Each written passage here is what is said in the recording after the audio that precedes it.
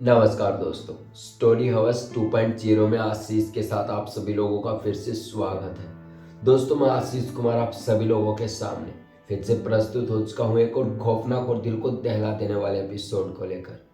आज की ये जो घटना या फिर ये जो कहानी है दोस्तों, स्वाति नाम की लड़की की है, जो कि 11th क्लास में वो पढ़ रही थी। और ये जो घटना थी उसके साथ कॉलेज के समय में हुई, जब उसका फर्स्ट ईयर चल रहा था। और स्वाति एकदम मैच्योर लड़की थी पढ़ाई के प्रति। उसने अपना फ्यूचर तय कर रखा था कि मुझे आगे इतनी पढ़ाई करनी है और सब कुछ नॉर्मल वे में लेके चलना है, अच्छी पोस्ट पानी है और सब कुछ सही करना है। क्योंकि जो स्वाति की फैमिली थी थोड़ी मिडिल क्लास की फैमिली थी। उसके जो पापा थे 20,000 की जॉब किया करते थे कहीं कंपनी में। उसकी मम्मी हाउसवाइफ थी और वो अपनी मम्मी पापा की इकलौती बेटी थी। और सब कुछ जिम्मेदारी एक प्रकार से उसी के ऊपर थी कि आगे पालन पोषण कैसे करे, शादी वादी करने के बाद आगे क्या होगा। मतलब एक प्रकार से सोचना, स्वाति की सोच थी कि वो अपने हस्बैंड के साथ अपने फैमिली के साथ रहे, यही वो दोनों इकट्ठा यहीं रहे, या फिर अपनी फैमिली को भी उसके साथ ले जाके कहीं पर सेटल हो जाए। ये स्वाति के मन का विचार था। और स्वाति 11th क्लास में पढ़ रही थी और यहीं से स्वाति के प्यार की कहानी की शुरुआत होती है। स्वाति को एक लड़का जिसका नाम विनोद था काफी पसंद करता था और जो स्वाति थी उस लड़के को उससे भी ज्यादा पसंद करती थी। धीरे धीरे उनका देखना वेखना चालू हुआ था। ऐसे ही नजरें मिल जाना कहीं पर चलते वलते, ऐसे ही कुछ काम हो जाना। फिर जो स्वाति थी मन ही मन विनोद को बहुत ही ज्यादा प्यार करने लगी थी। और शायद कहीं ना कहीं विनोद भी उससे प्यार करता था, लेकिन कभी जताता नहीं था।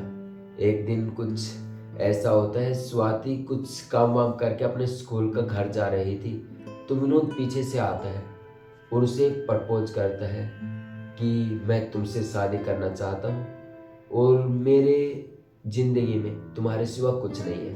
विनोद ये सब कुछ स्वाति से कहता है। स्वाति जो थी वो भी इग्नोर नहीं कर पाती, क्योंकि वो भी विनोद को पसंद करती थी। उनकी स्टोरी कंटिन्यू चालू हो जाती है। इनकी जो कहानी थी रिलेशनशिप को कंटिन्यू 1.5 साल हो चुका था। 12th क्लास के एग्जाम जो थे नज़दीक आने वाले थे। तभी इनके बीच में एक लड़की आती है जिसका नाम एलिना था, जो विनोद से बातें बातें करती थी। और विनोद ने बताया भी था, जो थी हमारी स्वाति थी उसको बताया था विनोद ने कि ये जो मेरी है ना बेस्ट फ्रेंड है और कुछ नहीं है ऐसे ही। तो स्वाति भी इग्नोर करती थी, चलो बेस्ट फ्रेंड है वैसे कोई बात भी नहीं है, पड़ी रहेगी, कोई ज़्यादा काम भी नहीं। ऐसे ही नॉर्मली वे में बातें चलती रहती थी।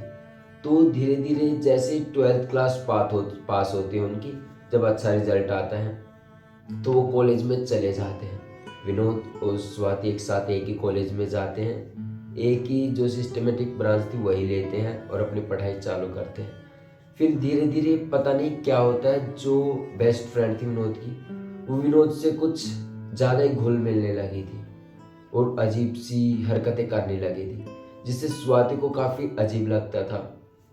और इस चीज़ को लेकर विनोद भी थोड़ा सा स्ट्रेस में आ गया था कि यार अब डिसीजन मुश्किल हो गया था विनोद को लेने के लिए कि आगे क्या करना है। उस स्वाति जो थी अपना मन ही मन जो करना था वो कर ही रही थी। धीरे धीरे समय बीत रहा था, लेकिन स्वाति देख रही थी जो उसका बॉयफ्रेंड यानी विनोद था उसे धीरे धीरे इग्नोर करता जा रहा था। न ही टाइम पे मैसेज करना, न ही कुछ कॉल वॉल करना। ये जो चैट वैट कॉल वॉल थी धीरे धीरे कम होने लगी थी। स्वाति और विनोद को इस चीज को लेकर एक बार लड़ाई भी हुई जब वो कार में कहीं जा रहे थे। लेकिन तभी स्वाति ने माफी मांगी कि चलो छोड़ो, मैं माफी मांगती हूँ, वो लड़की फ्रेंड है तुम्हारी, छोड़ो। ऐसे इग्नोर किया। लेकिन धीरे धीरे कुछ ऐसा होने लगा कि जो स्वाति थी पहले 3-4 महीने में एक दो बार ही बीमार होती थी, कोल्ड होना, जैसे हमें भी हो जाता सर्दी के टाइम, अब मुझे भी हो रहा। तो ऐसी स्वाति नॉर्मल में बुखार बुखार कोल्ड वोल्ड होता था, ऐसा नॉर्मल चलता रहता था। लेकिन जब से वो लड़की आई थी कॉलेज में उनके साथ, तब से स्वाति की तबीयत कुछ ज़्यादा ही खराब होने लगी थी। अब महीने में 3-4 बार बुखार होने लगा था और स्वाति की जो तबीयत थी बहुत ही ज़्यादा खराब रहने लगी थी। जो डॉक्टर्स थे वो बेड रेस्ट बताने लगे थे स्वाति को कि बेड रेस्ट लीजिए तभी आराम मिलेगा। स्वाति को थोड़ा सा अजीब लगने लगा था, क्योंकि जब से कॉलेज में वो लड़की आई थी जो बेस्ट फ्रेंड थी विनोद की, तब से ये सब कुछ हो रहा था। अब साक्षी सॉरी दोस्तों, जो वो थी स्वाति, इस बात को झेल नहीं पा रही थी। तो उसने तुरंत डिसीजन लिया और विनोद से कहा कि ये सब मैं नहीं देख सकती, ये बार बार इसका ये कहना, बार बार ये वो करना। तो इस चीज़ से विनोद भी बहुत ज़्यादा परेशान था और वो स्वाति को डांट देता है और वहाँ से चला जाता है। स्वाति भी अपनी कॉलेज चली रही थी और साथ साथ पढ़ाई भी कर रही थी, कि उसका मेन मोटिव असल में पढ़ाई था। विनोद तो एक प्रकार से इसीलिए था कि वो उसको जीवन साथी चुन सके, हमेशा सब कुछ सही चले, ये स्वाति की सोच थी। लेकिन आगे जाके किसी को नहीं पता था कि कुछ ऐसा होगा कि स्वाति और विनोद की डेथ हो जाएगी, जो विनोद था उसकी डेथ हो जाएगी। एक दिन कुछ ऐसे होता है, स्वाति कॉलेज जाना छोड़ देती है ज़्यादा बीमार रहने के कारण। जो विनोद था उसकी फ्रेंड थी, जो उसके साथ ज़्यादा घुल मिल जाता है, उसी के साथ बातें करने लगता है, डेट वेट करने लगता है उसी को। धीरे धीरे समय बीत जाता है, 1 से 1.5 महीने। जब स्वाति कॉलेज में जाती है, वो अपने बॉयफ्रेंड विनोद को उस लड़की के साथ देखती है। तभी वो कहती है, ये क्या कर रहे हो तुम, मैंने तुमसे कहा था कि हमें शादी करेंगे, अब 1-2 साल की और बात रुकी, ये क्या कर रहे हो। विनोद ने चुपचाप कुछ नहीं कहा, चुप्पी भर के वहाँ से निकल गया। धीरे धीरे समय बीता, स्वाति जो थी उसने विनोद को छोड़ दिया कि ठीक है, मैं तुमसे कभी बात नहीं करूँगी। तो स्वाति छोड़ देती है और जो विनोद था वो भी स्वाति की तरह बीमार होने लगा था, क्योंकि वो जो लड़की थी उसकी बेस्ट फ्रेंड ज़्यादा अटैचमेंट होने के कारण जो वो था विनोद, वो भी काफ़ी बीमार रहने लगा। वो भी महीने में 3-4 बार बीमार। एक बार तो विनोद का बुरी तरह से एक्सीडेंट हुआ, जिसमें वो काफ़ी ज़्यादा घायल हो गया और हॉस्पिटल में तक पहुंच गया। जब ये बात सारी की सारी बातें स्वाति को पता चलती है, तो अपने घर से तुरंत भागते हैं विनोद को देखने के लिए। लेकिन जैसे ही वो हॉस्पिटल के पास पहुंचती है, उसकी बेस्ट फ्रेंड वहां पर खड़ी हुई थी। उसने कहा कि ये सब तेरे कारण ही हुआ है और विनोद की हालत की जिम्मेदार बस तू है। ये जब सब कुछ सुना स्वाति ने, तो वहां से तुरंत भागकर अपने घर चली गई और कभी भी विनोद के बारे में नहीं सोचा, ना ही उसकी बेस्ट फ्रेंड के बारे में। लेकिन जैसे जैसे समय बीता, 1 से 1.5 महीने के बाद विनोद की कंडीशन इतनी सीरियस हो गई कि वो मरने तक की नौबत आ गई और विनोद की डेथ हो गई। स्वाति को जब पता चला कि विनोद की डेथ हो गई है, स्वाति बहुत ही ज़्यादा रोई और बहुत ही ज़्यादा घबरा गई कि असल में मामला क्या था और क्या से क्या हो गया।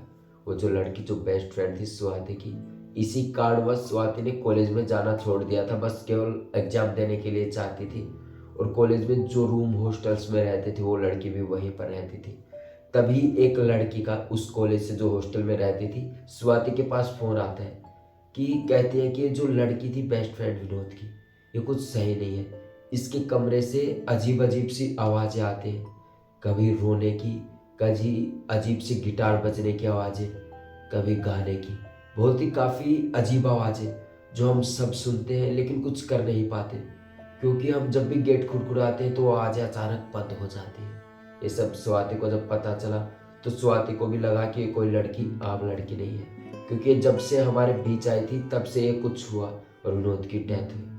स्वाति को भी अब थोड़ा सा डर लगने लगा था और स्वाति ने अपने फाइनल एग्जाम देने से पहले उस कॉलेज को छोड़ दिया था। उसके सारे सपने टूट चुके थे। स्वाति को अब डर लगने लगा था कहीं वो लड़की हमारे घर तक न पहुंच जाए, और स्वाति ने इस कारण से अपना घर भी बदल लिया था और वो कहीं दूर, कोसों दूर, 300-400 किलोमीटर दूर बेंगलोर में एक घर बनाकर रहने लगी थी अपनी फैमिली के साथ। क्योंकि ऐसा वो चल रहा था, उसके मम्मी पापा को जब उसने बताया कि ऐसी ऐसी बात है, तो उसके मम्मी पापा तुरंत बेंगलोर में शिफ्ट हो गए थे और वहाँ पर अब सब कुछ नॉर्मल चल रहा है, वहाँ पर कोई भी दिक्कत नहीं हो रही, सब कुछ सही है। और स्वाति भी अब वहाँ पर अपनी पढ़ाई जो है छोड़कर अपनी जॉब की तैयारी कर रही है और सब कुछ नॉर्मल वे में सही है। तो दोस्तों, ये थी आज की कहानी जो मैंने विजिट करी है। तो कमेंट सेक्शन में कमेंट करके ज़रूर बताएं कि आपको ये कहानी कैसी लगी, और ऐसी कहानियाँ सुनने के लिए चैनल को सब्सक्राइब कर ले। तब तक के लिए जय हिंद। मिलते हैं अगले शनिवार को फिर से एक और खौफनाक और दिल को दहला देने वाले एपिसोड को लेकर।